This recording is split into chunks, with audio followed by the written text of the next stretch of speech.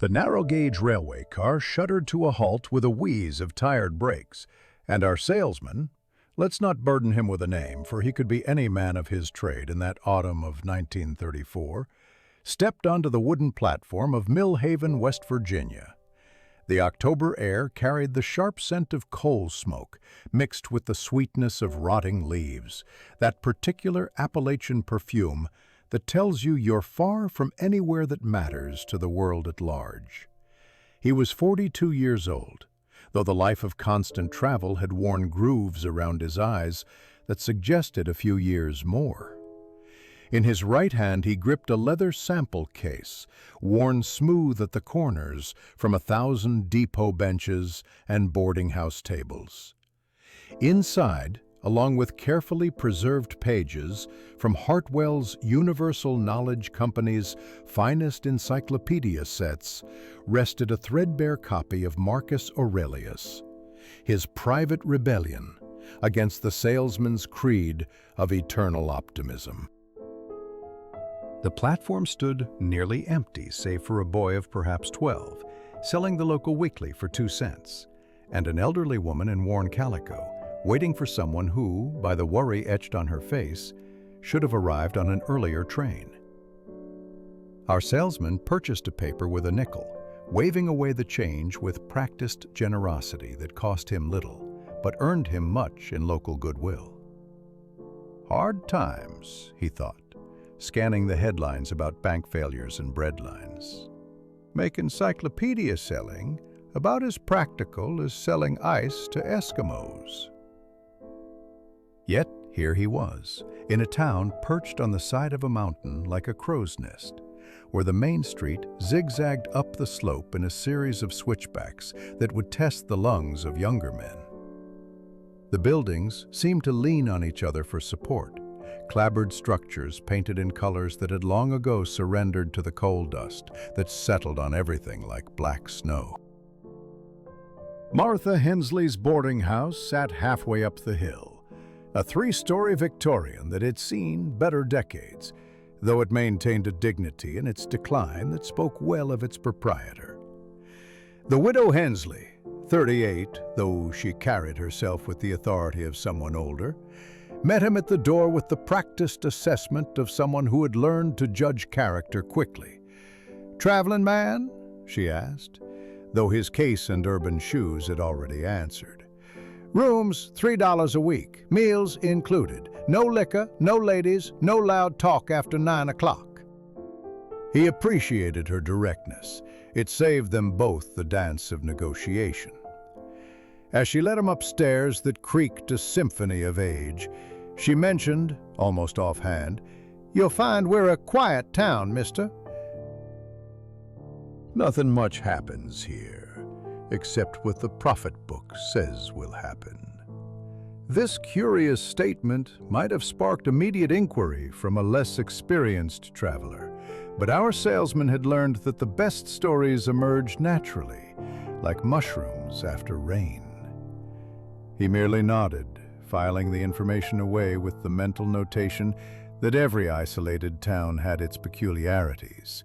Some believed in haunted mines, others in healing springs, and apparently Mill Haven had its prophet book. His room overlooked the valley where the Blackwood lumber mill sprawled along the river like a wooden beast drinking its fill. The screech of saw blades biting into Appalachian hardwood provided a constant industrial hymn from dawn to dusk. Beyond the mill, the mountains rose in layers of blue haze, each ridge a shade lighter until they dissolved into sky. Beautiful, he thought, in that harsh way that makes men either poets or pragmatists.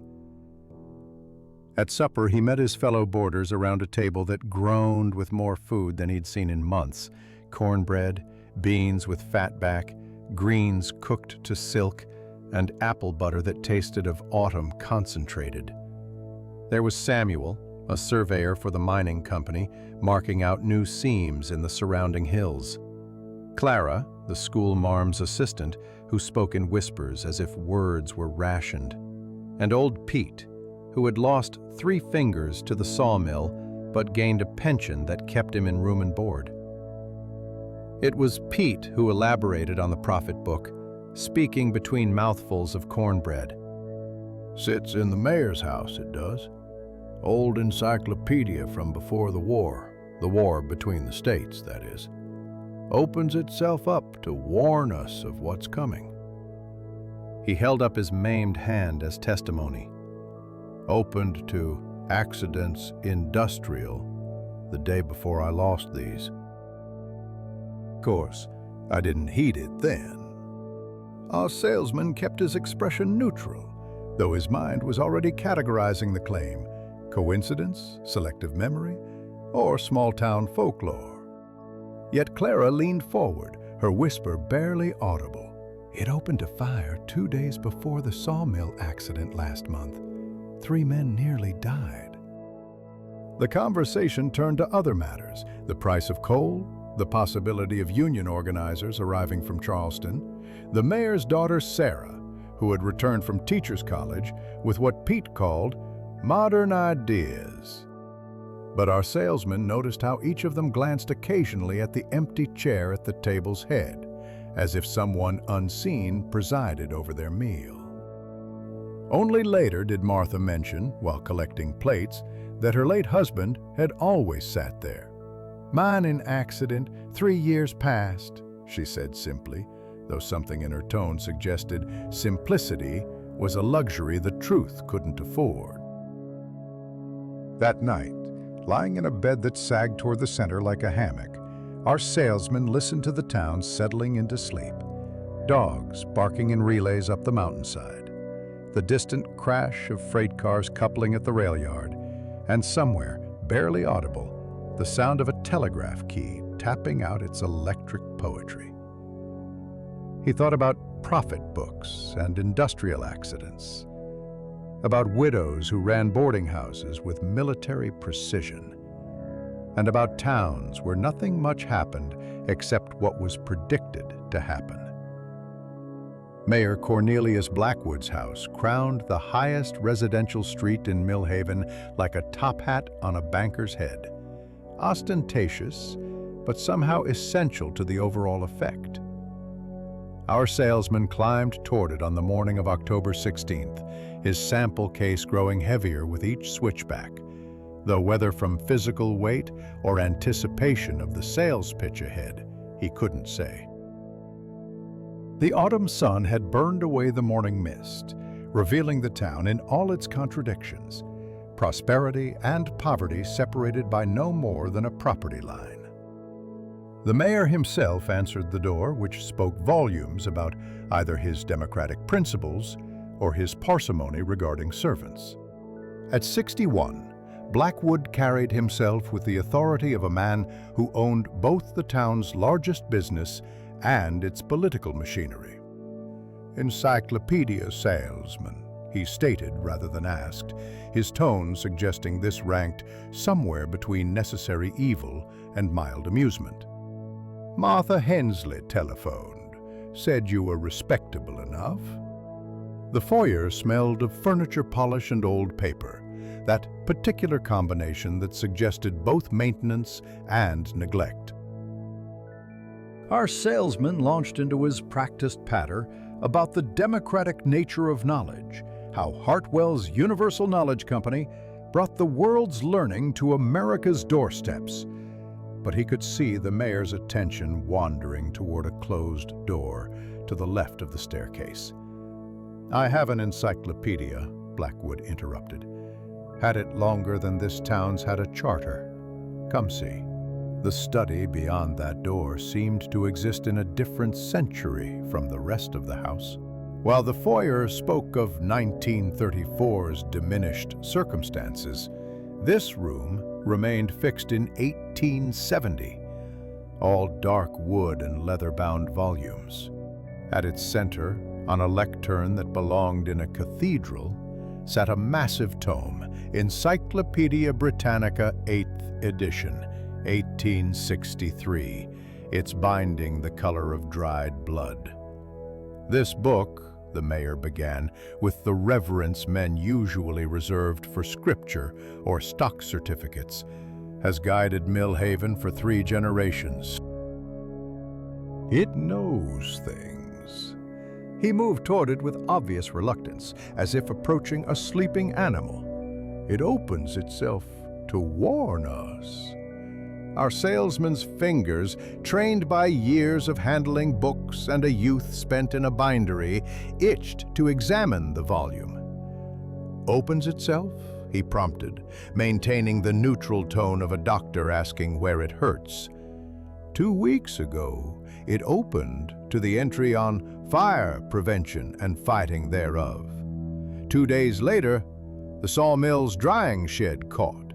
We were ready, though, had buckets stationed, men on watch, saved everything but some green lumber. Blackwood's voice carried equal parts pride and fear. Before that, floods and inundations warned us about the spring overflow. Diseases infectious preceded the scarlet fever outbreak of '32. The salesman approached the encyclopedia with calculated casualness. May I? Professional interest, you understand. I've handled thousands of books, but few from before the war. Blackwood hesitated, then nodded. You're a bookman. Maybe you can explain it. Lord knows Reverend Cole has tried. Speaks of mysteries and providence. But he trailed off, unwilling to voice either belief or skepticism. The volume was magnificent in its way, a monument to Victorian confidence that all knowledge could be contained between covers. Our salesman's trained fingers found the binding tight but curiously flexible, the pages yellowed but intact. As he gently fanned through sections, his nose caught something, a faint chemical scent, almost sweet, barely noticeable under the must of age.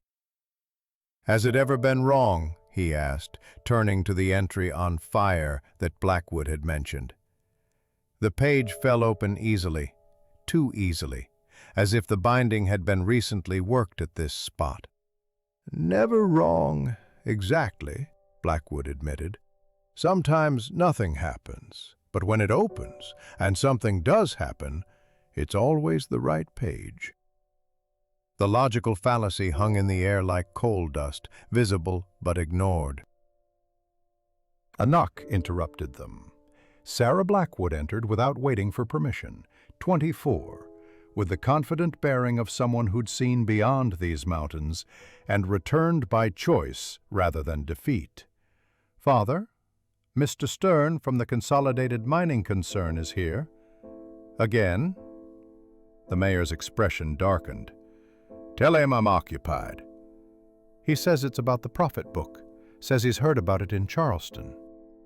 Our salesman noticed the quick glance between father and daughter, hers challenging, his warning. Perhaps I could examine the encyclopedia more thoroughly later, he suggested. Professional curiosity, as I said. I might even write to Hartwell's about it. Imagine the advertising potential of a predictive encyclopedia. This appeal to commercial instinct worked perfectly. Blackwood's eyes lit with avarice. Come back tomorrow afternoon. Spend as much time as you need. He paused, calculating. Though I suppose you'll be trying to sell me your modern books as well? Only if you're interested in knowledge that doesn't require interpretation, our salesman replied with a smile that suggested he was joking. Mostly. As he left, he passed Leopold Stern in the foyer, 47, expensively dressed in a way that proclaimed city money, with eyes that evaluated everything in terms of mineral rights. They exchanged the briefest nod of mutual recognition, not personal but professional, two salesmen acknowledging each other's territory. Walking back down the hill, our salesman's mind worked through possibilities. The book's binding had been tampered with. His apprenticeship in a bindery hadn't been wasted years after all. Someone had treated those pages. But why? And more intriguingly, how did they know which pages to treat? At the telegraph office, young Tom Garrett, barely 19 and vibrating with the energy of the underemployed, looked up from his key. "Sending a message, sir?" "Perhaps later," our salesman replied, but he lingered, watching Tom transcribe incoming signals with the fluid efficiency of someone who could probably decode messages in his sleep. "Much traffic through here?" "Plenty," Tom said proudly. "We're the relay point for 3 counties. Weather reports, commodity prices, personal messages. This key connects Millhaven to the whole world." Walking back to the boarding house, our salesman considered the pieces of this puzzle. A prophet book that predicted local disasters. A mayor who believed in it, or needed others to believe. A mining company representative sniffing around. And somewhere in this mix, someone who understood both bookbinding and weather patterns. At dinner, Martha Hensley served pot roast that could have fed twice their number. "Heard you visited the mayor," she said casually, though nothing about Martha was ever truly casual. "See the famous book?" "I did." "Remarkable piece of publishing history." Old Pete snorted. "Remarkable ain't the word. Uncanny is. Unnatural, maybe." "Nothing unnatural about knowledge," Clara whispered, "just about how it's used." Martha's hands stilled in their serving. "My husband used to say that. Said knowledge was like blasting powder, useful for clearing tunnels or collapsing them, depending on who lit the fuse." The morning of October 17th brought rain that turned Millhaven's streets into rivers of mud mixed with coal dust, creating a black paste that stuck to everything it touched. Our salesman sat at Martha Hensley's kitchen table, having arrived early enough to catch her alone before the other boarders descended for breakfast. She poured coffee strong enough to float horseshoes while he spread out his order forms, a pretense for conversation that fooled neither of them. "Your husband worked in the mines?" he asked, having learned that widows often needed to tell their stories but rarely found willing listeners. Martha's hand paused on the coffee pot. 3 years, 2 months, and 5 days ago. Cave-in at the number 4 shaft, they said. She set down the pot with controlled force. Funny thing about cave-ins, they usually trap men. Henry's body was found outside the danger zone, head crushed by a timber that shouldn't have been there. Insurance companies investigate such things, not when the insurance company owns shares in the mine. Consolidated Mining Concern has tentacles everywhere, insurance, supplies, even the company store.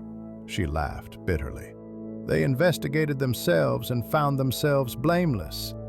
Before he could respond, footsteps on the stairs announced the morning's first boarder. Clara entered, rain-damp despite her umbrella, clutching a leather satchel of school papers. "Mrs. Hensley, might I have tea instead?" The coffee keeps me trembling through arithmetic. As Martha busied herself with the kettle, our salesman noticed Clara watching him with an intensity that belied her mouse-like demeanor. "You're seeing the mayor again today," she said, not a question. "About the book. Professional curiosity." "Curiosity," she repeated softly. "It's curious how that book always knows, like someone's writing the future in advance." That afternoon, our salesman returned to the mayor's house as promised. Blackwood was absent. Urgent business at the mill, Sarah explained, though her tone suggested the urgency was more about avoiding the encyclopedia examination than any timber crisis. She led him to the study with obvious reluctance. "Father treats that book like an oracle. Mother was more skeptical." "Was?" "Died 8 years ago. Typhoid. The book didn't predict that." Bitterness crept into her voice. "Funny how it only prophesies events that affect business interests." Left alone with the encyclopedia, our salesman began his systematic examination. His fingers, trained in his youth to detect the subtlest alterations in binding and paper, found what he suspected. The binding had been carefully loosened at specific points, treated with something that made certain signatures, gatherings of pages, more responsive to environmental changes. He sniffed carefully at the treated areas. Glycerin, certainly, mixed with salts, hygroscopic compounds that would absorb or release moisture depending on humidity. But the real revelation came when he examined the pattern of treated pages. Fire, floods, industrial accidents, labor disputes, all entries that could affect the economic balance between lumber and mining interests. Someone wasn't predicting the future, they were preparing for it, using the encyclopedia as a communication system. He pulled out his pocket notebook, jotting observations in the shorthand he'd developed over years of recording customer information. The treatments were recent, no more than a few months old on some pages, years on others. This had been happening for some time, but the technique had been refined, improved. Young Tom Garrett arrived as he was finishing, water streaming from his oilcloth coat. "Telegram for the mayor, urgent from Charleston." He spotted the salesman and brightened. "Oh, hello, sir. Fascinating stuff, these old books. I've been teaching myself Latin from a grammar I bought for 15 cents. "Admirable ambition. College plans?" Tom's face fell. "On a telegraph operator's salary? Might as well plan to buy the moon. Unless..." He stopped himself, glancing around as if the walls might report his words. "Unless..." "Nothing, sir. Just dreams. We all have them." After Tom left, our salesman continued his examination, but his mind was working through a different problem. Who had access to this book regularly enough to treat pages? Who knew which events were coming? And most importantly, who benefited from the predictions? That evening, he found Reverend Timothy Cole at the small Presbyterian church, a man of 55 whose face showed the strain of ministering to a flock more interested in profit than prophecy. "Ah, the encyclopedia man," Cole greeted him. "Come to sell me wisdom?" Seeking it, actually. About the mayor's prophet book. Cole's expression grew guarded. "What about it? You've seen it work, these predictions?" "I've seen people believe it works. Sometimes that's enough. Faith moves mountains, they say, though in my experience, dynamite works faster." He paused, studying the salesman's face. "You don't believe in it." "I believe someone's using it." The question is why, and whether for good or ill. In Millhaven, good and ill depend entirely on whether you own stock in lumber or mining. Cole moved to the window, looking out at the town spread below. 3 years ago, when Henry Hensley died, the book opened to accidents, mining. Day after his death, too late to warn, but early enough to seem prophetic. Martha never forgave the book for that, as if books could bear blame. You think his death wasn't accidental? I think in a town where 2 industries fight for dominance, accidents become very convenient. Henry was organizing miners, talking about safety regulations. Then a timber fell on him in a place timbering shouldn't have been needed. Our salesman spent the rest of the evening in his room, comparing his notes with weather reports in the back issues of newspapers he'd borrowed from the boarding house parlor. A pattern emerged. The book's predictions coincided with weather changes. Humidity rising before floods, dropping before fires. Barometric pressure changes before the kinds of winds that could spread industrial accidents. Someone was receiving advanced weather information and using it to prepare specific pages. But weather prediction was only accurate a few days out. How were they timing it so perfectly? As he worked by lamplight, he heard footsteps in the hall. His door, which he'd deliberately left slightly ajar, moved slightly. Through the crack, he glimpsed Sarah Blackwood, carrying what looked like a leather portfolio. She paused at the top of the stairs, looking back toward his room, then descended quickly. He returned to his work, but his mind was racing. The mayor's daughter, educated and intelligent, with access to the prophet book. She'd returned from teacher's college with modern ideas, Pete had said. What if those ideas included using her father's superstition against him? A soft knock interrupted his thoughts. Martha Hensley entered with a cup of tea. Thought you might need this. You're working late. Habit of the trade, always paperwork. She set down the cup, then surprised him by sitting in the room's single chair. Henry worked late, too. Night he died, he was supposed to be home, but someone sent a message calling him to the mine. Emergency, they said. Her voice carried 3 years of practiced control. Never found out who sent it. Telegraph office had no record. After she left, our salesman sipped his tea and considered the intersecting mysteries. A prophet book that predicted convenient disasters. A death that removed a labor organizer. A town divided between 2 industries. And somewhere in this web, someone pulling strings made of weather reports and chemical treatments. October 19th dawned crisp and clear, the kind of Appalachian morning that made the coal dust sparkle like black diamonds on the rooftops. Our salesman had arranged his accumulated evidence across the boarding house room's small desk. Newspaper clippings, weather reports, and his growing notebook of observations. The pattern was becoming clearer, like a photograph emerging in developing solution. Each prophecy had preceded an event that shifted the economic balance between the Blackwood lumber mill and the consolidated mining concern.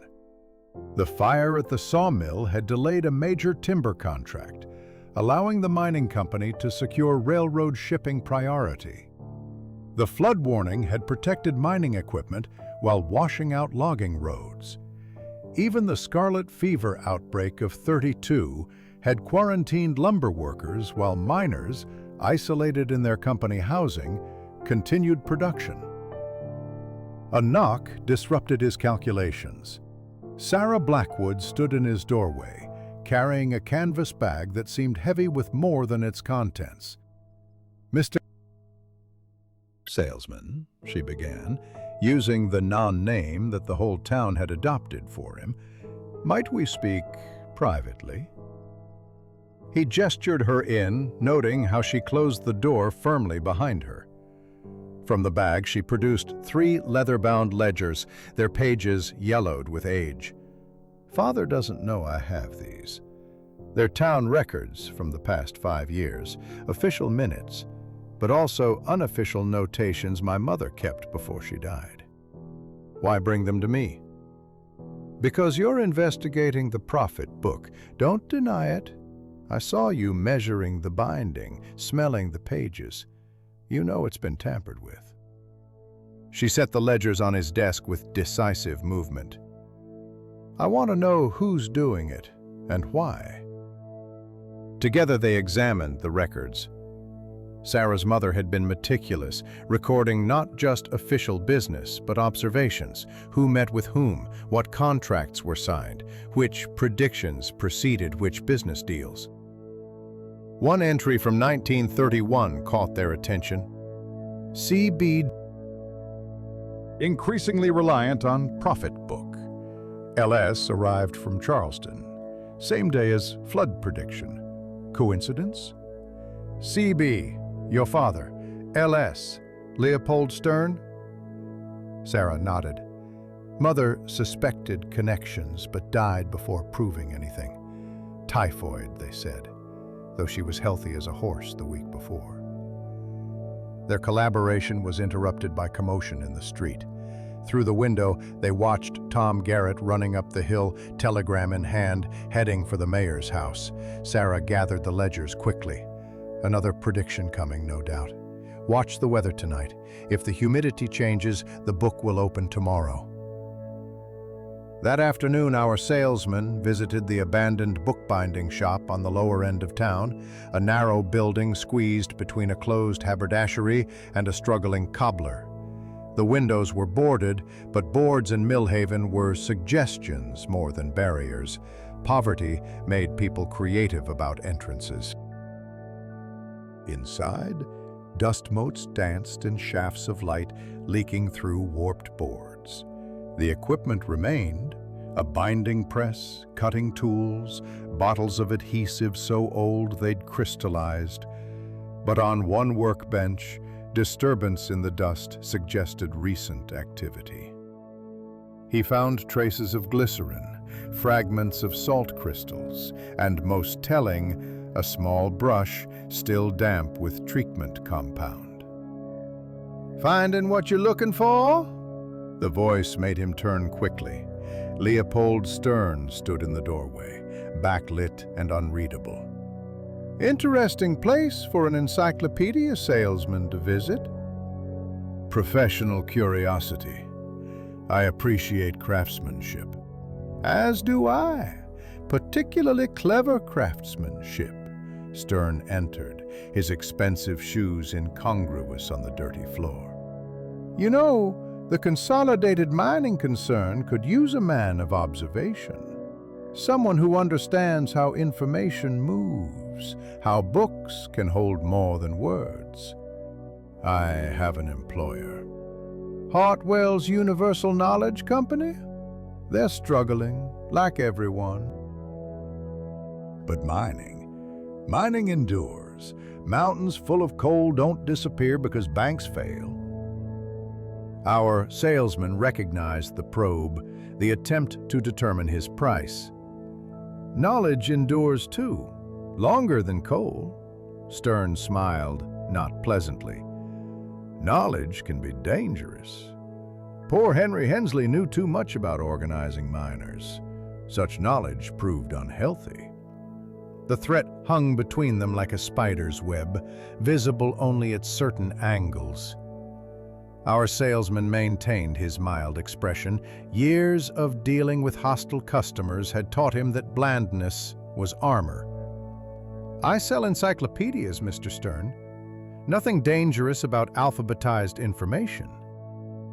That evening, the humidity rose dramatically.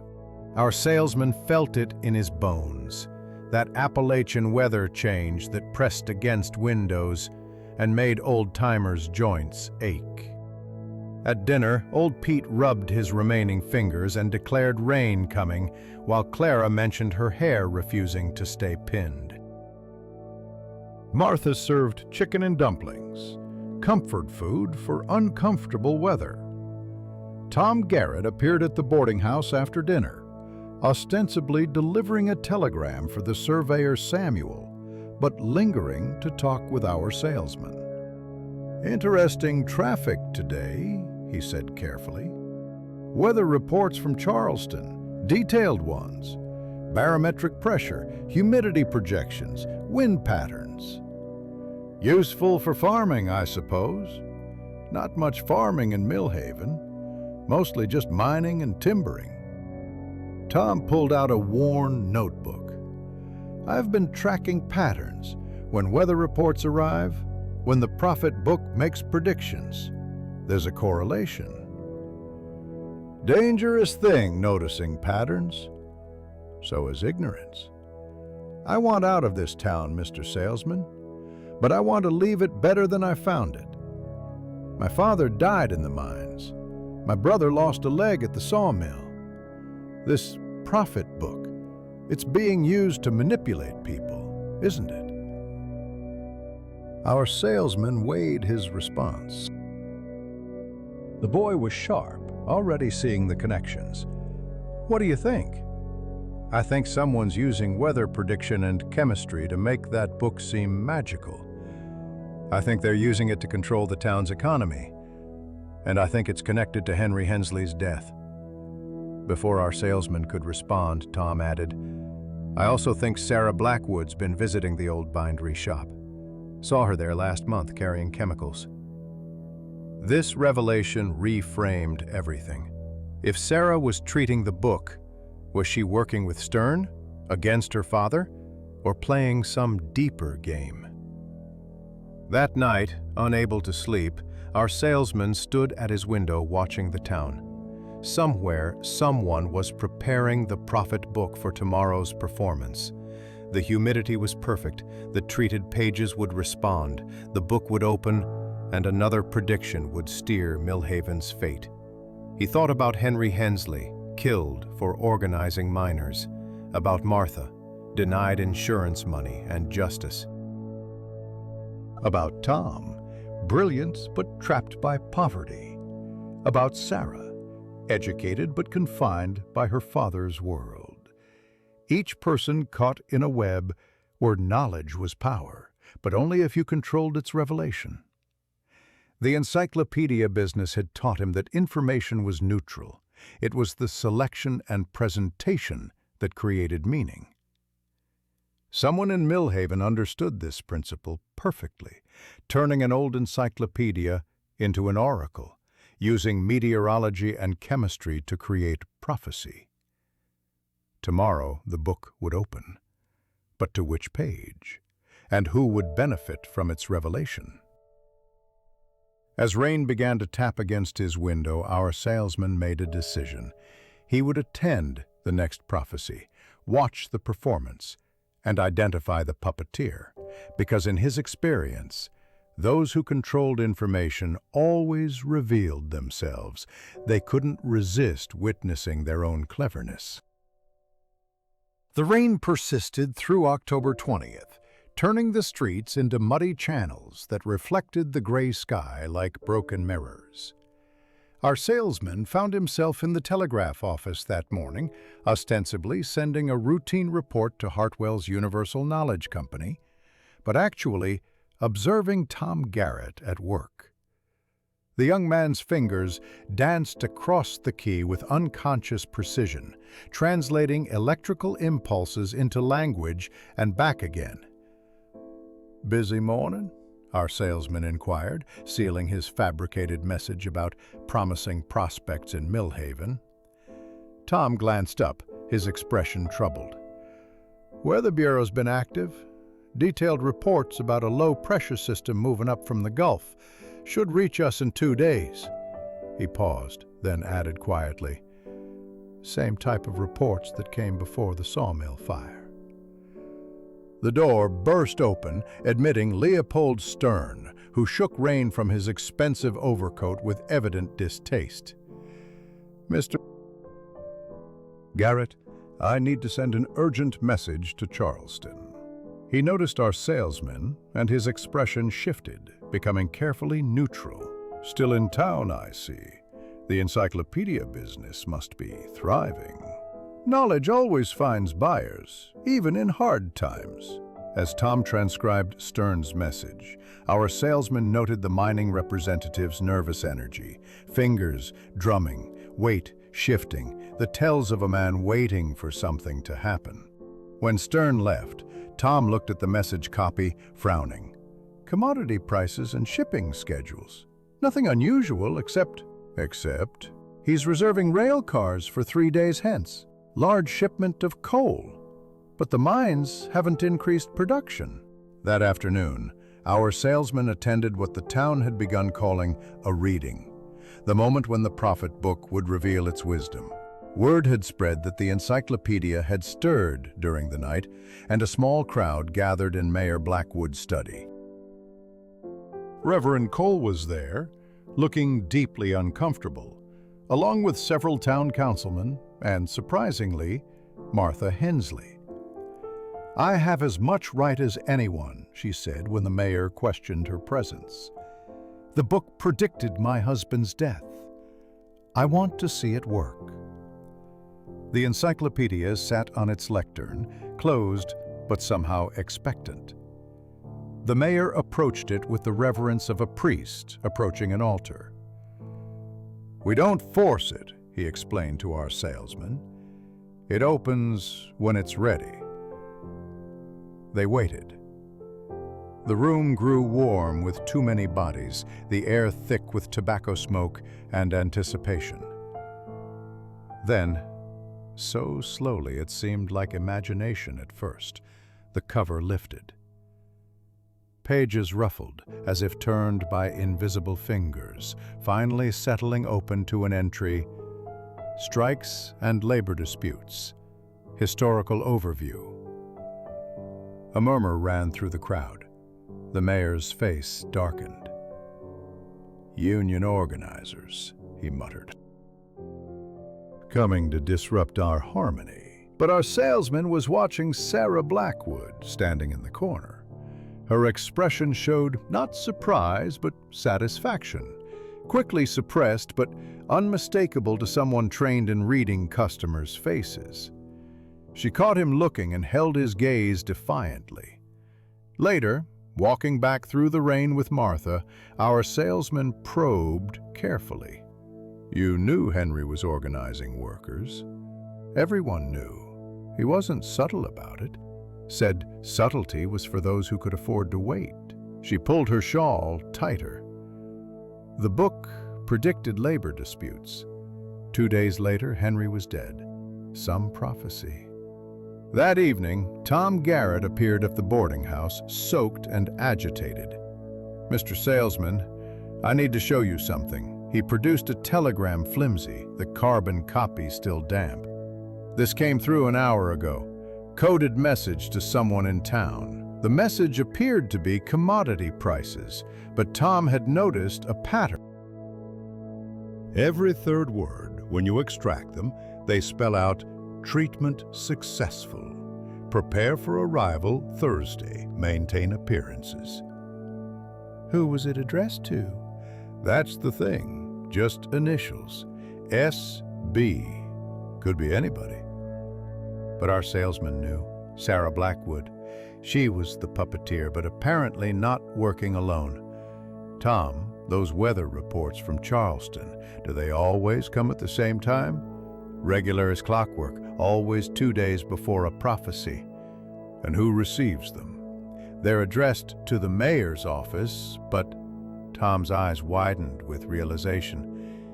"Miss Sarah always collects them.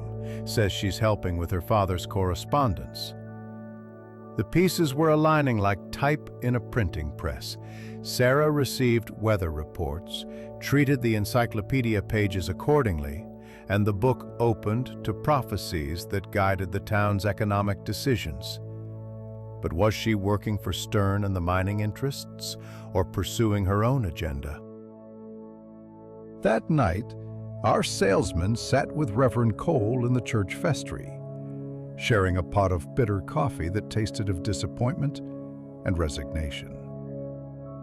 "You know the book is fraudulent," he said directly. Cole sighed deeply. "I know someone is manipulating it, but does that make it less effective? The prophecies help people prepare for disasters. Lives have been saved and lost. Henry Hensley died because of a prophecy, or despite one. The book warned of mining accidents after he was already dead." Cole stood, pacing to the window. "I've struggled with this. Is a beneficial lie better than harmful truth? If people need to believe in something greater than market forces and industrial accidents, who am I to deny them? Even if that belief is being used to manipulate them, especially then. At least with the book, they feel they have warning, some control.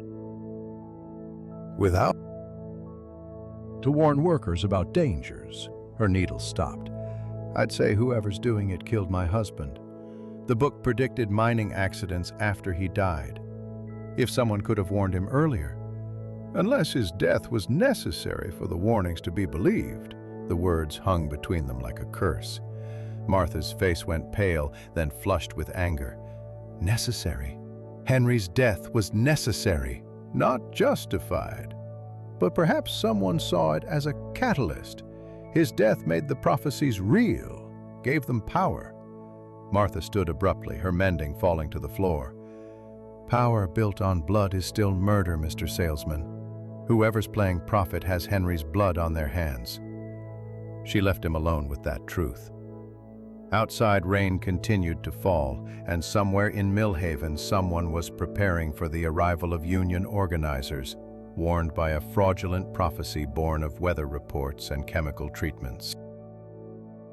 October 23rd brought the kind of mountain fog that made Millhaven feel severed from the rest of the world, as if the town existed in its own pocket of reality. Our salesman made his way to the abandoned bookbindery before dawn, guided more by memory than sight. He'd decided to stake out the location, convinced that whoever was treating the encyclopedia would need fresh supplies soon. The waiting gave him time to think about what he'd learned. Sarah Blackwood was treating the pages, he was certain now. But Tom's intercepted telegram suggested she wasn't working alone. Someone in Charleston was coordinating with her. Someone with access to detailed weather information, and possibly union organizing schedules. Around 7 o'clock, footsteps approached through the fog. Our salesman positioned himself behind a tall binding press, watching through gaps in the machinery. Sarah Blackwood entered, but she wasn't alone. Reverend Cole followed, carrying a leather satchel that clinked with glass bottles. "This is the last treatment I can justify," Cole was saying. "My conscience is already stretched beyond recognition." "Your conscience should be clear," Sarah replied, unpacking supplies with practiced efficiency. "We've saved 17 lives by my count. The fire warnings alone prevented 3 deaths. And Henry Hensley?" Sarah's hands stilled. Henry was going to die regardless. The mining company had already decided.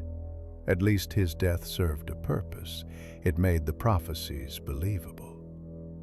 Our salesman absorbed this revelation. They hadn't killed Henry, but they'd known about his planned murder and used it to establish the book's credibility. It was monstrous and pragmatic in equal measure. Cole mixed chemicals while Sarah consulted a notebook. "The union organizers arrive tomorrow. Father will try to prevent them from entering town, maybe violently. But if workers are already gathered, waiting because of the prophecy, they'll be protected by numbers. I understand the strategy, Sarah, but the deception weighs on me." Would truth be better? Should I tell Father that his prophet book is a fraud? That his daughter has been manipulating him? He'd destroy the book, and we'd lose our only way to protect workers. They prepared several pages, working with the efficiency of long practice. Our salesman noted which entries: strikes and labor disputes, negotiations, principles of, violence, industrial. They were preparing for multiple contingencies. After they left, he examined their work. The treatments were sophisticated, different compounds for different humidity levels, ensuring the book would respond to specific weather conditions.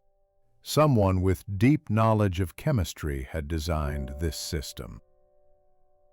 That afternoon, he encountered Leopold Stern at the general store, both men purchasing tobacco they didn't need as pretense for conversation. "The union men arrive tomorrow," Stern said casually. "The mayor plans to meet them with axe handles and company police." "Unless something prevents that." Stern smiled thinly. "Yes, unless. Perhaps the prophet book will intervene. It does seem to favor worker safety lately." He selected a tin of tobacco with deliberate care. You know, Mr. Salesman, Sarah Blackwood is a remarkable woman. Educated at Wheeling College, studied chemistry and literature. Wasted in this town. You know her well? We correspond. She sends interesting reports about local conditions. I provide, call it educational materials. Weather patterns, chemical formulas, that sort of thing. The implication was clear. Stern was using Sarah, but perhaps she was also using him. Our salesman purchased his unnecessary tobacco and left. Pieces of the puzzle clicking together with uncomfortable clarity. At the boarding house, Martha Hensley was preparing for tomorrow's confrontation in her own way, organizing the wives of miners and mill workers. If there's to be violence, we'll stand between our men and the company guns, she declared to the assembled women in her parlor. Tom Garrett pulled our salesman aside. I've been monitoring telegrams. The union organizers aren't just coming to organize, they're bringing journalists from Pittsburgh and Charleston. Any violence will be witnessed, recorded. Who arranged that? The telegrams came from multiple sources, but the coordination, it feels deliberate. Like someone's orchestrating a performance. That evening, our salesman found Sarah alone at the cemetery, standing before a modest headstone marked Elizabeth Blackwood, 1872 to 1926. Truth in all things. Your mother would be proud, he said quietly. She didn't startle, as if she'd expected him. Would she? I'm lying to everyone, manipulating sacred things. To save lives. Henry Hensley would disagree. She turned to face him fully. You know everything, don't you? The treatments, the weather reports, Reverend Cole's assistants. I know you're playing a dangerous game. Your father, Stern, the workers, you're trying to protect everyone while belonging to none. I belong to this town, Mr. Salesman. That's my burden.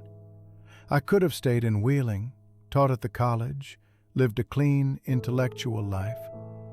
But I came back to blood and coal dust and the prophet book. Why? Because someone has to stand between the grinding stones. Father sees only tradition and profit. Stern sees only resources to extract. The workers see only daily survival. Someone has to see the whole picture. She pulled out a telegram, handed it to him. This came today, from my contact in Charleston, not Stern, but a professor who taught me chemistry. The weather will break tonight. Low pressure, high humidity. Perfect conditions for the book to open to violence industrial. Warning your father? Warning everyone. Father will see it as reason to prepare defense. Workers will see it as reason to gather in numbers. The journalists will see a story about superstition and labor disputes. Everyone will get what they need to see. Our salesman recognized the brutal elegance of her plan.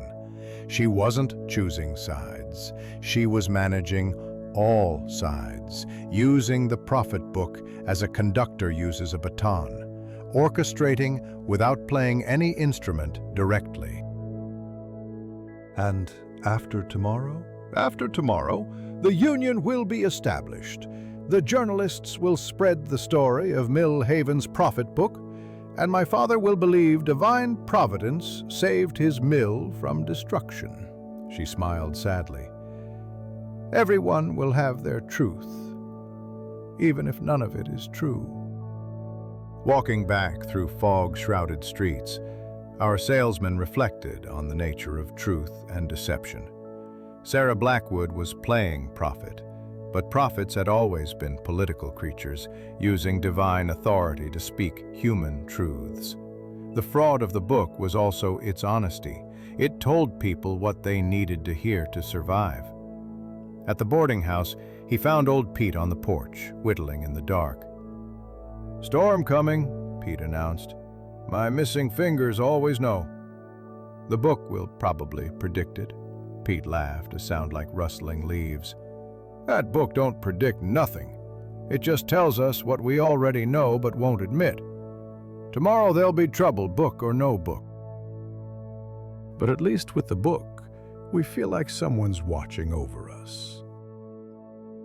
The morning of October 25th arrived with unseasonable warmth that made the fog rise from the valley like steam from a witch's cauldron. Our salesman woke to find a note slipped under his door, unsigned, but the handwriting suggested education and haste. "Stay away from the depot, dangerous for outsiders today." He ignored the warning, of course. A lifetime of selling encyclopedias had taught him that the most interesting events happened where people insisted you shouldn't go. Besides, he'd invested too much in understanding Millhaven's mysteries to miss the climax. The depot platform was crowded by 9 o'clock. Mayor Blackwood stood with a contingent of mill supervisors carrying axe handles, while Martha Hensley had positioned her group of miners' wives between them and the track. Journalists from Pittsburgh and Charleston lounged against the station wall, notebooks ready, photographers checking their equipment. The whole town seemed to be holding its breath. Our salesman noticed Sarah Blackwood standing with her father, but watching Leopold Stern, who had positioned himself near the journalists. Tom Garrett perched in the telegraph office window, ready to send news in any direction. Reverend Cole stood between the two groups, Bible in hand, though whether to inspire or restrain was unclear. "The book warned us," someone muttered. "Industrial violence, clear as day." The train whistle sounded in the distance, and tension crackled through the crowd like electricity through telegraph wires. Mayor Blackwood stepped forward, but Martha Hensley moved to block him. "You'll not greet visitors with violence, Cornelius." "Not while Christian women stand witness." The train pulled in, steam hissing, and 3 men stepped onto the platform. Not the army of agitators the mayor had predicted, but well-dressed professionals carrying briefcases instead of revolutionary pamphlets. The lead man, gray-haired and dignified, announced, "We're from the Federal Labor Relations Board. We're here to investigate reported violations of workers' rights." The anticlimax was palpable. Axe handles lowered, photographers relaxed, and the crowd began to disperse. But our salesman saw the real story in the details: Sarah's small smile, Stern's satisfied nod, Tom Garrett already transmitting messages. The union organizers had been a feint. The real arrival was federal oversight. That afternoon, Mayor Blackwood summoned our salesman to his study. The prophet book lay open to Government, Federal Intervention in Local Affairs, a page our salesman knew hadn't been treated, meaning someone had manually opened it after the fact. "It predicted this too," Blackwood said, but doubt had crept into his voice. "Though I wonder why it warned of violence that didn't come. Perhaps the warning prevented the violence." Blackwood considered this. "Perhaps. Or perhaps someone wanted me to appear aggressive before federal investigators and journalists." His eyes sharpened. "You've been investigating my book." "I've been admiring it. Professional interest." "Don't insult my intelligence, Mr. Salesman. You've been all over town asking questions, visiting abandoned buildings. What have you found?" Our salesman weighed his options. The truth would destroy Sarah's work, but might also prevent future deaths. A lie would preserve the system, but make him complicit. He chose a middle path, that traveling salesman's specialty of selective honesty. "I've found that your book has saved lives." The warnings have prevented accidents, prepared people for disasters. Does it matter how it knows? It matters if someone is manipulating it for their own ends. Everyone manipulates something for their own ends. You manipulate timber prices. Stern manipulates mineral rights. Workers manipulate labor supply. At least the book manipulates towards safety. Before Blackwood could respond, Sarah entered with tea service, an excuse to interrupt our salesman recognized. "Father, the federal investigators want to review our employment records." As Blackwood left to handle this crisis, Sarah poured tea with steady hands. "You didn't expose me. I'm not sure what I would expose. A daughter protecting her father's workers? A woman using chemistry and meteorology to prevent disasters? Where's the crime?" The crime is in the deception, in knowing about Henry Hensley's murder and using it. Her composure cracked slightly. "I didn't know until after. The book had opened to mining accidents the day before. I thought I was warning him. When he died anyway, I realized someone else knew about my work, was using it." She set down the teapot carefully. "That's when I understood I was being watched, maybe manipulated myself." That evening, our salesman received an unexpected visitor. Leopold Stern arrived at the boarding house, asking for a private conversation. They walked to the closed haberdashery, where Stern produced a key and let them in. "My company owns this building," he explained. "We own many things in Millhaven, more than the mayor realizes, including, I should mention, certain interests in Hartwell's Universal Knowledge Company." The threat was subtle but clear. "What do you want?" "I want you to leave town, tomorrow. Your investigation is disturbing a delicate balance. Sarah Blackwood is useful to us. She thinks she's protecting workers, but her prophecies actually help us predict and control labor disputes. The federal investigators will find nothing actionable and leave. The system will continue. And if I refuse, then Hartwell's will receive a report about their salesman neglecting his territory, spending time on personal investigations instead of selling encyclopedias. In this economy, that means dismissal." Our salesman understood the leverage, but he also understood something Stern didn't: the power of incomplete information. "I'll leave, but first I need to complete one sale. The mayor is interested in a new encyclopedia set. It would be suspicious to leave without closing that deal." Stern considered, then nodded. "One day, then you disappear." Walking back, our salesman encountered Tom Garrett at the telegraph office, working late. "Sending a message?" Tom asked hopefully. "Perhaps. Tell me, Tom, do you remember the exact text of messages sent 3 years ago, around the time of Henry Hensley's death?" Tom's eyes lit up. "I remember everything. Eidetic memory. It's why I'm good at this job." He pulled out a personal ledger. "I keep copies of interesting messages. Professional curiosity." Together, they found it. A message from Charleston to Stern, dated the day before Henry's death. "Weather conditions optimal. Proceed with arrangement." Another piece of evidence that Stern had orchestrated the murder, using Sarah's system against itself. "Tom, if you wanted to leave Millhaven, start fresh somewhere, what would it take?" "Money I don't have.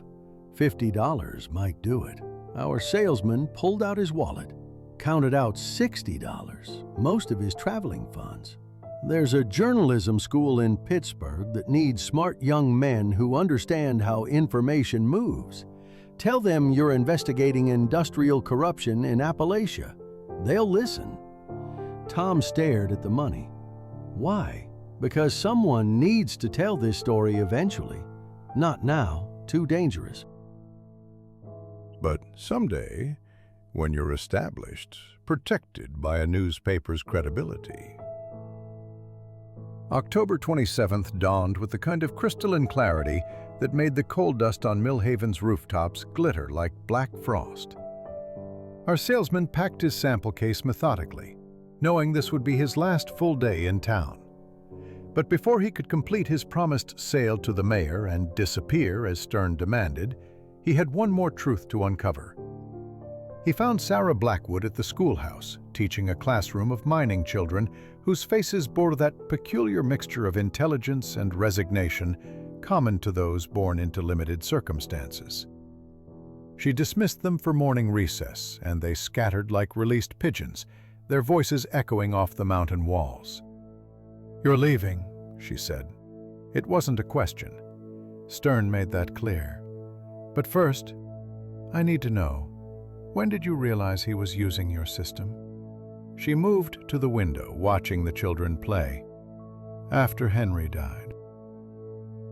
The book had opened to mining accidents, my treatment, my timing. But I'd designed it to warn of a roof collapse in the number 6 shaft, not violence in number 4. Someone else knew my schedule, my methods. But you continued. What choice did I have? Stop and lose the only protection the workers had? Continue and be complicit in Stern's manipulations? She turned to face him. I chose to continue but change the game. Every prophecy since then has been double-edged, warning workers while seeming to serve business interests. The federal investigators, that was you? Tom Garrett helped. We sent telegrams from different towns, created a pattern of complaints that demanded federal attention. The union organizers were never coming. That was misinformation I fed Stern, knowing he'd prepare for the wrong threat. Our salesman recognized the elegant complexity of her revenge. She'd turned Stern's own system against him, using his expectations like treated pages, making him open to the wrong chapter. At the mayor's house that afternoon, our salesman made his final pitch. Blackwood sat behind his desk, while the prophet book loomed on its lectern, closed and silent. "Hartwell's newest edition," our salesman began, spreading sample pages, "includes recent advances in chemistry, meteorology, industrial safety, knowledge that could help a town prepare for the future without relying on uncertain profits." Blackwood's fingers drummed on the desk. "You're suggesting my book is uncertain? I'm suggesting multiple sources of information provide better preparation than single ones. Your book has served Millhaven well, but times change. Federal oversight, new regulations, modern communication. These require modern references. You talk like someone who studied my book closely. I have, and I've concluded it's remarkable. The way it responds to atmospheric changes, the accuracy of its warnings. Someone put great thought into creating it." Blackwood stood, moved to the prophet book, ran his fingers along its spine. "My father acquired this book in 1870. He said it would guide Millhaven through dark times. It has, though lately," he paused. "Lately, I wonder if it guides or is guided." Before our salesman could respond, commotion erupted outside. Through the window, they saw Reverend Cole running up the street, cassock flapping. He burst through the door without knocking. "Cornelius, there's been an accident at the mine. Explosion in number 4 shaft. 15 men trapped." Blackwood turned to the prophet book, which remained stubbornly closed. Why didn't it warn us? Our salesman understood immediately. This was real, unplanned, unpredicted. No one had treated pages because no one had known. The book's silence revealed its fraudulent nature more clearly than any accusation. They rushed to the mine, where crowds had already gathered. Martha Hensley was organizing rescue efforts with the efficiency of someone who'd imagined this moment many times. Sarah stood with the miners' families, her face pale with the realization that her system had failed when needed most. But Leopold Stern was notably absent. Tom Garrett, who should have left for Pittsburgh that morning, appeared at our salesman's elbow. "I delayed my departure to send one more message." "Good thing. Stern received a telegram this morning, warning him to avoid the mine. Sender unknown." The rescue efforts continued through the day. By evening, all 15 men had been extracted, injured but alive, saved by quick action and a new ventilation system Sarah had convinced her father to install after the book's warning about industrial accidents. The prophet book's failure had been overcome by practical preparation. That night, our salesman attended what would be his last dinner at Martha's boarding house. The mood was subdued, but not despairing. The rescue had proven that human action mattered more than supernatural warning. Old Pete summarized it best. "Book or no book, we saved those men because we were ready. That's the real prophecy.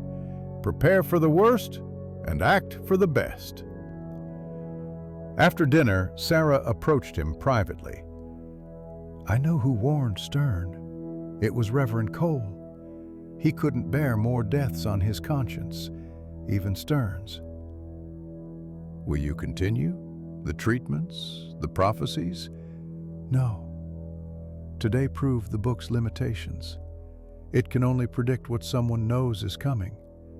Real disasters don't send telegrams first." She pulled out a small bottle, the last of the treatment compound. "I'm done playing prophet." But our salesman had one more card to play. From his case, he produced a sheet of paper, an order form for Hartwell's encyclopedia, filled out in Mayor Blackwood's name. "Your father signed this afternoon after the rescue. He wants modern knowledge to supplement ancient wisdom. The commission will be substantial." "Why are you telling me this?" "Because I'm assigning it to you. Hartwell's needs a regional representative, someone who understands books and chemistry, someone with local connections. The position pays $30 monthly, enough to be independent." She stared at the form. "You're offering me a job, after everything?" "I'm offering you a legitimate way to spread knowledge, real knowledge, not manufactured prophecy." Later that evening, our salesman paid his final visit to Reverend Cole. The minister was in the church, polishing brass fixtures with unusual vigor, the nervous action of a guilty conscience. "You warned Stern," our salesman said simply. Cole didn't deny it. "I've been complicit in enough death. When I realized the explosion was coming, the miners had been complaining about gas buildup for days. I couldn't let even him die. Your moment of mercy might have saved the trapped miners." Stern's absence meant no one was giving orders to continue production. The explosion happened during a shift change, fewer men underground. Cole considered this. Providence works in mysterious ways, even through telegrams and failed prophecies. Walking back through Millhaven's dark streets one last time, our salesman reflected on the nature of truth and deception. The prophet book had been a fraud, but it had created real safety. Sarah's manipulations had been dishonest, but they'd saved lives. Stern's schemes had been evil, but they'd inspired counter-schemes that ultimately protected workers. At the boarding house, he found Martha waiting on the porch. "Leaving tomorrow? First train. You never told us your name." "Names are just another kind of prophecy. They predict who we're supposed to be. I prefer to remain unpredicted." She smiled sadly. Henry would have liked you. He appreciated men who could see the game, but still choose a side. I'm not sure I chose a side. Sure you did. You chose the truth, but kindly delivered. That's the rarest side of all. The morning of October 29th brought an unseasonable snow. Delicate flakes that melted as soon as they touched the still warm ground, leaving everything damp and somehow cleaner. Our salesman stood in the mayor's study one final time, the prophet book between them like a silent judge. Blackwood had summoned him early, before the town woke, for what he called a necessary conversation. "I know what my daughter has been doing," Blackwood said without preamble. "I've known for months." Our salesman kept his expression neutral, a lifetime of difficult sales having taught him the value of silence when customers confess. "She thinks she's clever, treating those pages, manipulating humidity. But I've run a sawmill for 30 years. I know how wood and paper respond to weather." The first time that book opened to a page that perfectly matched a glycerin treatment pattern, I knew. Blackwood moved to the window, watching the snow fall on his town. The question was whether to stop her. "Why didn't you?" "Because she was right." "Oh, not about everything. She still doesn't know I know, but about protecting the workers. My father built this town on lumber and lives, mostly the former at the expense of the latter. I've continued that tradition, telling myself it was necessity." He turned back, looking older than his 61 years. "The book gave me an excuse to be better. If Providence demanded safety measures, who was I to argue?" "So you let her continue the fraud. Is it fraud if everyone benefits? The workers get warnings. I get divine justification for expensive safety measures. The town gets stability. Even Stern gets his predictable disruptions to exploit." Blackwood's smile was bitter. Though after yesterday's mine explosion, his exploitation days are numbered. Federal investigators are very interested in why he received a warning no one else got. Our salesman understood the chess game now. Everyone had been playing, but on different boards with different pieces. "What do you want from me?" "Nothing, or rather, your absence. Take your commission from the encyclopedia sale and go. Let Millhaven solve its own problems." Blackwood pulled out an envelope, thick with bills. "Consider this a bonus for discretion. I don't need to be paid for silence. Then consider it payment for truth. You've shown us what we are, manipulators and manipulated alike. That knowledge is worth something." Leaving the mayor's house, our salesman encountered Tom Garrett at the train depot, suitcase in hand, ready for his delayed departure to Pittsburgh. The young man's excitement was tempered with nervousness, the look of someone about to jump from a familiar cliff into unknown water. "Second thoughts?" our salesman asked. "Many thoughts, but Millhaven will always be here if I fail. That's both comforting and terrifying." Tom pulled out a notebook. "I've documented everything, the telegrams, the patterns, the connections. Someday, when it's safe, I'll tell this story. Make it a good one. The truth deserves quality prose." Sarah Blackwood arrived as Tom's train departed, watching the young man leave with obvious relief. "One of us escaped, at least," she said. Then to our salesman, "I've accepted your offer. Hartwell's regional representative. Father thinks it's because the encyclopedia sale impressed me with modern knowledge. Let him think that. Everyone needs their comfortable fiction." She handed him a small bottle, the treatment compound. "The last of it. I thought you might want it as a souvenir." Proof that even fraud can serve truth. At Martha Hensley's boarding house, our salesman packed his belongings, while Martha herself sat in the room's single chair, watching with the patience of someone accustomed to departures. "I've been thinking about Henry," she said, "about justice and revenge and the space between them. Stern orchestrated his death, but he'll be brought down by federal investigators. Sarah used Henry's death to make the prophecies credible, but she saved other lives. The mayor knew everything but did nothing. Yet that nothing might have been the best something." She stood, smoothing her skirts. "It's enough to make a woman question whether justice exists at all." "It exists. It just arrives in disguises we don't always recognize." "Like traveling salesmen?"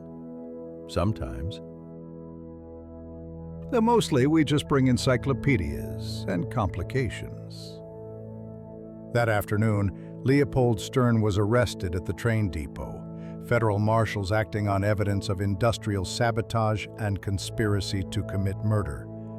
The evidence, our salesman learned, had been compiled from telegraph records that Tom Garrett had secretly copied and mailed to authorities before leaving.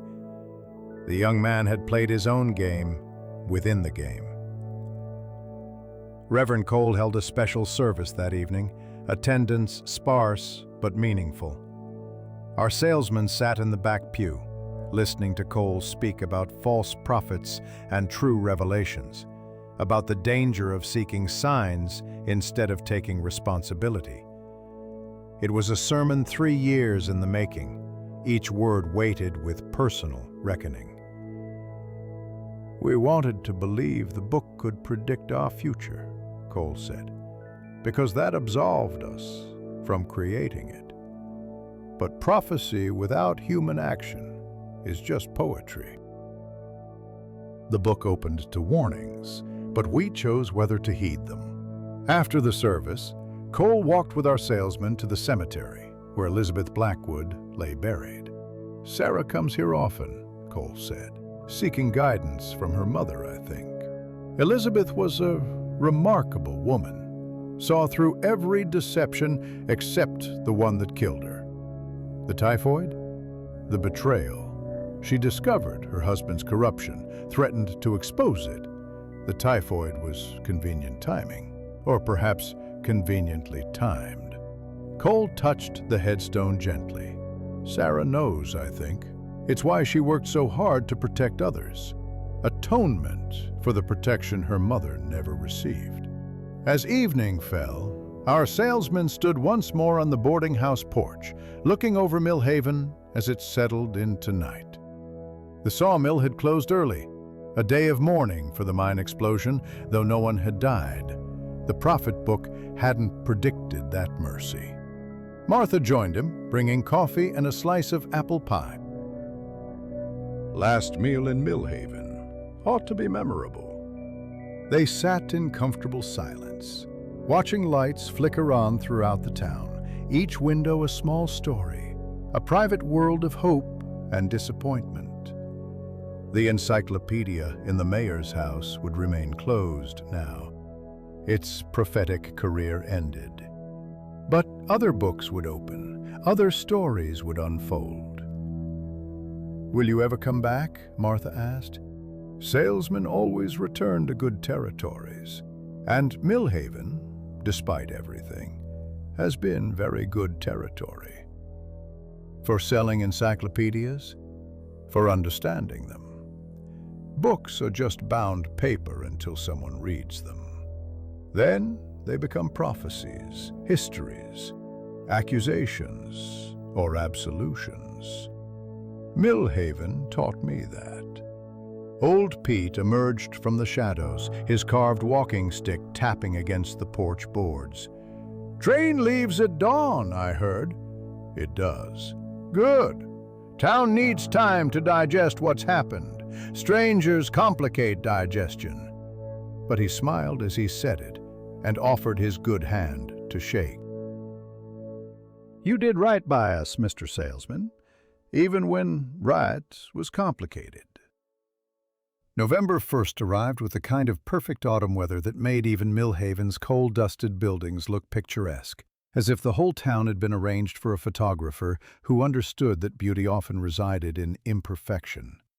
Our salesman stood on the train platform, sample case in hand, watching the morning sun paint the mountains in shades of gold and shadow. The platform held a small gathering, not the crowd that had assembled for the federal investigators, but the quiet assembly of those who mark personal departures. Martha Hensley had brought a wrapped package of cornbread for his journey. Sarah Blackwood carried her new briefcase of Hartwell's promotional materials, and even Reverend Cole had emerged from his morning preparations to offer farewell. "Strange how empty a town can feel when just one person leaves," Martha said, pressing the cornbread into his hands. "Though I suppose traveling men are used to leaving holes behind them." "Holes fill themselves," our salesman replied. "Nature abhors a vacuum, and small towns abhor empty spaces even more. Someone new will rent that room within the week."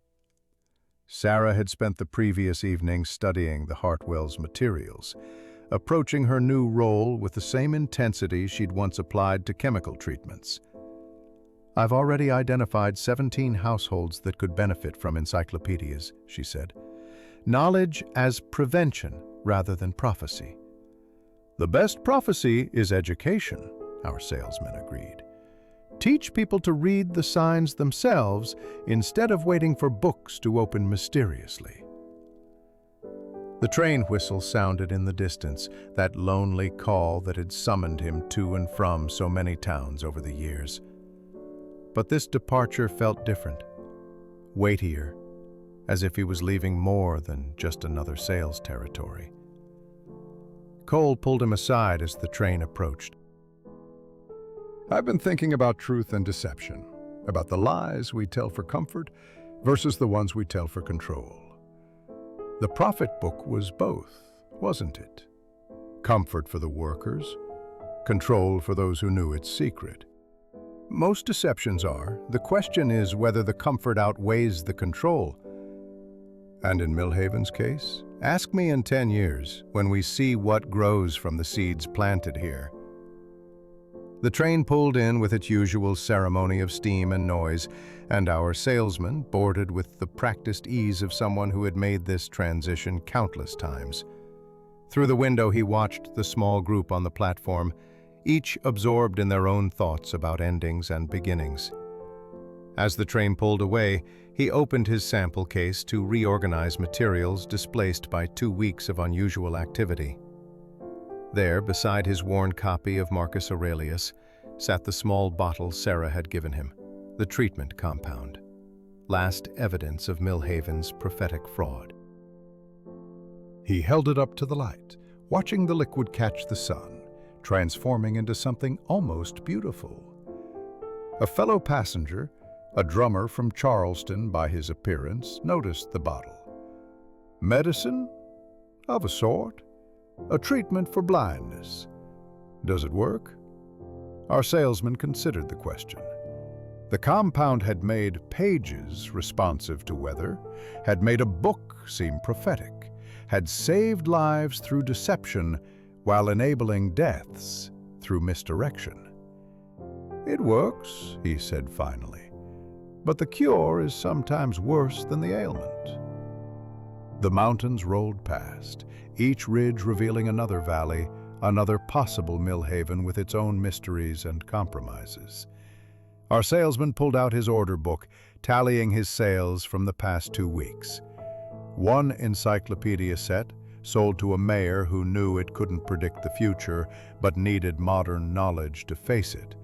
Several additional orders from Sarah's preliminary canvassing. Not his best territory numerically, but perhaps his most educational. He thought about Tom Garrett, probably halfway to Pittsburgh by now, carrying his notebook of evidence and dreams of journalism. The boy would make something of himself.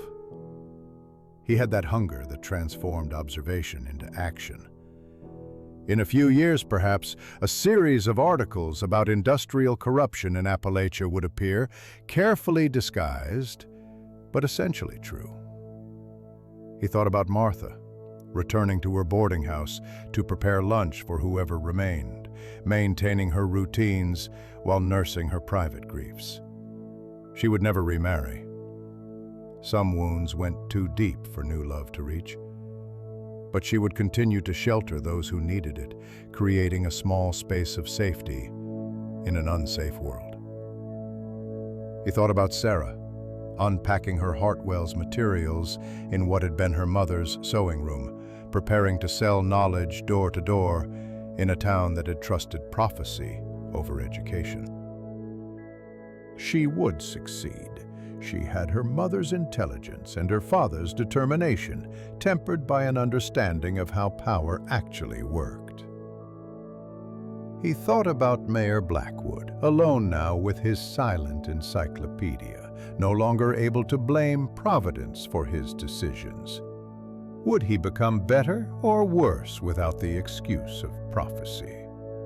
Time would tell, though time had a way of keeping its conclusions to itself.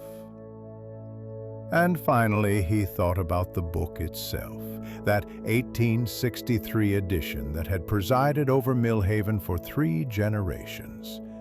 It would remain on its lectern, pages no longer treated, binding no longer responsive to weather. Just an old encyclopedia in a powerful man's study. Visitors would still ask about it, and Blackwood would tell them stories of its prophecies. But the stories would gradually become just that, stories, defanged by repetition and distance. The conductor came through, checking tickets. Heading far? The next territory. There's always a next territory. Selling something? Knowledge. Or at least access to it. Whether people open the books is their own business. The conductor laughed. In my experience, most folks prefer their ignorance. Easier to maintain. Perhaps, but difficulty makes life interesting. As afternoon gave way to evening, our salesman opened his Marcus Aurelius to a familiar passage. Everything we hear is an opinion, not a fact. Everything we see is a perspective, not the truth. Old Marcus would have appreciated Millhaven, would have understood the necessity of comfortable fictions and uncomfortable realities. The train curved around a final mountain, and Millhaven disappeared from view, becoming memory even as the physical journey continued. Our salesman closed his philosophy book and pulled out his territory map, studying the next cluster of towns awaiting his arrival. Each would have its own mysteries, its own compromises between truth and necessity. But none would have a prophet book. That was Millhaven's unique burden and blessing, and he was leaving it behind, properly closed, its predictions ended, its pages returning to what they'd always been, just information, waiting to be read rather than revealed. The bottle of treatment compound caught the last of the sunset, glowing like captured fire.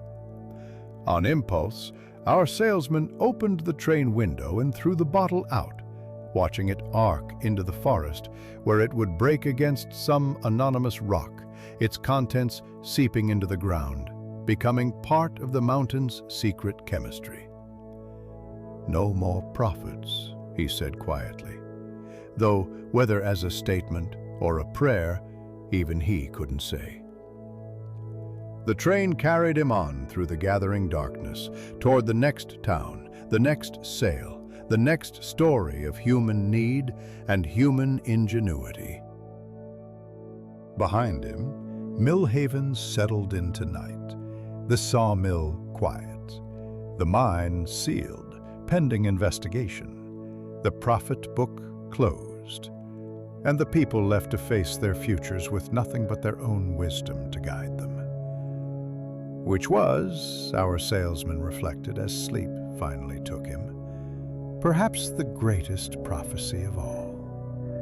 that humans, deprived of false certainty, might finally learn to create their own.